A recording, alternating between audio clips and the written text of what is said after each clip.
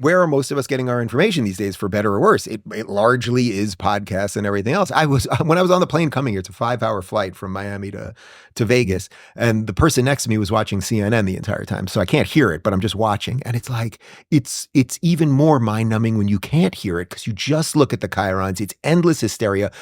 I kid you not, for the entire 5 hours that I would just peek over every few minutes, it was just Trump, Trump, Trump, Trump, Trump, Trump, Trump. It's like, he's not in office yet. We might be veering towards World War III right now. There's some other stuff we could be talking about. What happened to Kamala? Where's she been for the last couple of weeks? We thought this woman was going to lead the free world, but they've just dumbed down we're basically an idiocracy. But it just seems like they do that just to sell ad space. I mean, that's really what it is that the more they throw at you, the more money they make. I think they can do it as long as they can do it. You know that so I saw today that Rachel Maddow, you know how much she gets paid? How much do you think Rachel Maddow gets paid? I don't know, $10 million a year, probably. Yeah, millions, probably $5 million.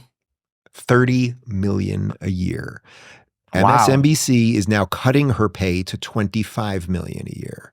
I am very successful. How is she going to survive? I have way more views on a daily basis on my live stream than she has. I do not make 30 million. I do not make 25 million. I don't make 20 million a year.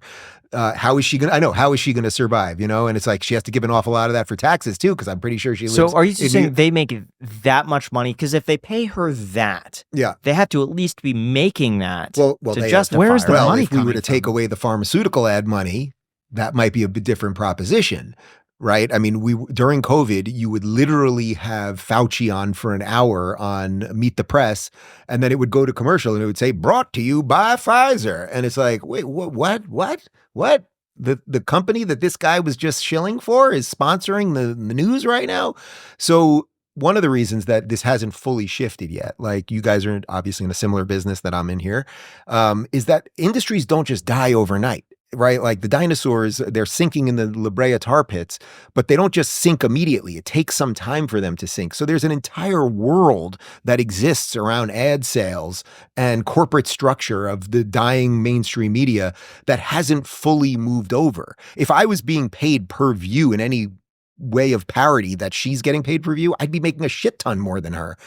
It's fine. I'm not complaining about it, but it just kind of is what it is. But I would also say this.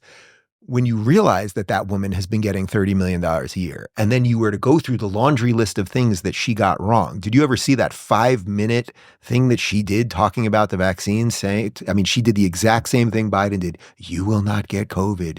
You will not transmit COVID. This is the only way out of COVID. Are those her opinions though, or is she told, hey, here's a script. We need you to say these bullet points? I don't know. What would you say for $30 million a year? That's the question. Well, I don't know. When it comes to being a news anchor, who did we talk to about this? Of like, do you get to say your own opinions, or do they give you points? I would say it's a little. Don Lemon? Was it Don? Yeah, I think it was Don Lemon. Good old Don Lemon. Yeah. I would say there is a reason they are paid to be in those chairs. And that is the reason. I could never be as bad at my job doing a news show every day as Joe Scarborough is at his show every day. I could never be that. I couldn't live with myself, number one, but I think people would tune out. And by the way, that's what's happening now. Why is it that 2 weeks after the election, suddenly Comcast is like, we're going to sell MSNBC? If the election had gone the other way and the propaganda worked, they wouldn't be selling MSNBC. They're selling MSNBC because they're like, oh shit, we've been paying these people this crazy amount of money and the propaganda is not even working. CNN they've just announced that they're going to fire a bunch of their on-air talent. It's like, why would you fire these people just after an election? Oh, they're not really good at whatever it is you've put them out there to do. So I'm quite enthused that this is happening. But if you really think about it, you're basically asking, are their intentions good? Do they not really, did Rachel Maddow really know what she was saying? Was she paid to say it? Did she write the script? I don't know what the exact answer, I don't know what's in her heart. I don't know exactly what's in the mind of the producer, but I do know that she works at a giant corporation and she put out information that was exactly the same as all the corporations wanted. And that was completely different than what was happening online. And that thing is the thing that's now flipped. And poor Rachel will only get $25 million to do that job. So when you're watching media like that, how do you know what's truthful and what's not? Like, how do you really get down to the facts? It seems like you watch Fox and they're like, this is right. Yeah. You watch MSNBC and they say, this is right. Well, you I would online, largely, it's like, this is right. Yeah. It's almost impossible, but I would say if you have just like a little bit of skepticism with most things, you won't fall for most of it. So I'm very, very proud of my track record on most of the issues. I didn't fall for the Russia hoax. I didn't fall for the Very Fine People hoax. I didn't fall for the COVID nonsense or some of the other things that I mentioned. When you remember the Jesse Smollett story, it was like somehow, why is it that AOC and Kamala within 5 minutes had both tweeted this proves white supremacy in America and black people are under assault and everything else. And the entire thing turned out to be a hoax. And yet when I saw the story come across, I was like, I don't know, something seems a little fishy about this. This seems a little bizarre. They found him in the Subway sandwich and there was a noose and they yelled, "This is Trump country." I was like, I don't know, this just doesn't sound right. So I think just going in with a little bit of skepticism is probably your best armor against the bullshit. It's not perfect. We're all going to fall for different things and be duped. You know, I'm not particularly good at predicting elections. I backed DeSantis in the primary. I thought we were ready for a wholesale change. So I would say I missed that one in the sense that one of my main fears about Trump was that he wasn't going to be able to put himself around the right people. That I'm very happy. I'll have a full mea culpa on that. I'm very happy that I turned out to be wrong. And ironically, the whole time I was calling for people like Tulsi and RFK to come over to the Republican side of things. But I think there's a fundamental difference being we could all be wrong about like who's going to win the election. Will there be a red wave versus just do you directionally get most of what's happening right, or are you just wildly wrong on most of it? And if you're watching people or listening to podcasts that are wildly wrong on most of it, you're probably watching the wrong shows. Yeah. But it's tough. It's almost an impossible question to answer, and it's just going to get harder and harder. How has the whole Tenant Media thing shifted your perspective on like how you approach just information or what you're told or coming to your own conclusions on things? You know, I did a 10-minute or 15-minute interview with Megyn Kelly about it, and I basically said that was the last time I'm going to talk about it. Okay. But I would give you like 30 seconds of Lauren Chen, who is running Tenet. I've known her for a decade. I talked to Tim Pool about it and Benny Johnson and some of the other guys. And I asked for more information about who the backers are. I spoke to someone on Zoom who it's unclear who I spoke to, but that was through Lauren. And I would say you just need to be as skeptical. It's actually the exact same answer I just gave you. You should be as skeptical even when you know someone for a decade.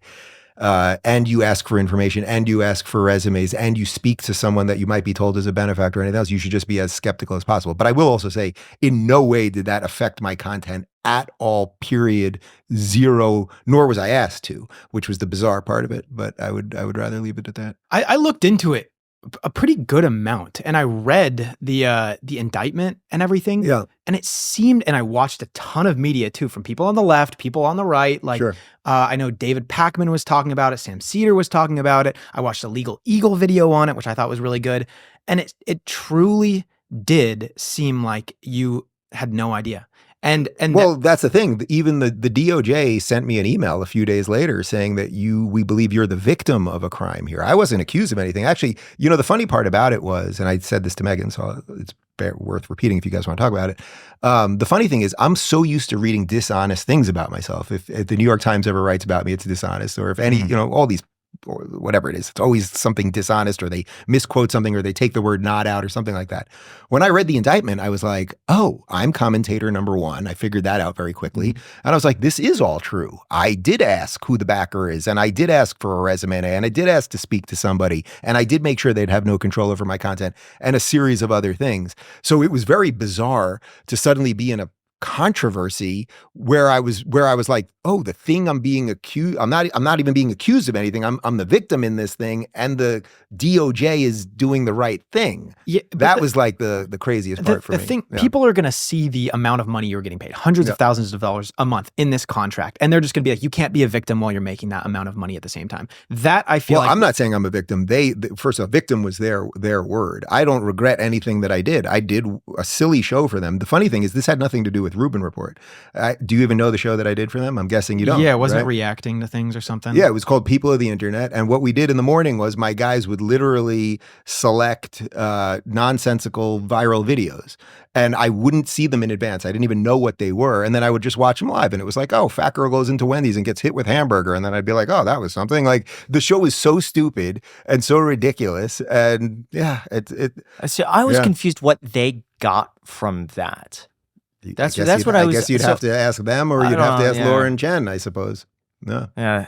it reminds me somewhat similar to like Sam Bankman-Fried. Yeah, I mean, the only other thing I would say is it's a weird thing to think that you could know someone for almost a decade that exists in your space, and that they would try to dupe you and other people that you know and everything else. But again, the funny thing is, we've been talking for an hour here. You guys haven't asked me anything about Russia, Ukraine. I think I mentioned something about Ukraine or one or two things about the general money state of affairs. It's just not even on my top 10 things. It's been ramped up now because it feels like the war might go hot at any moment.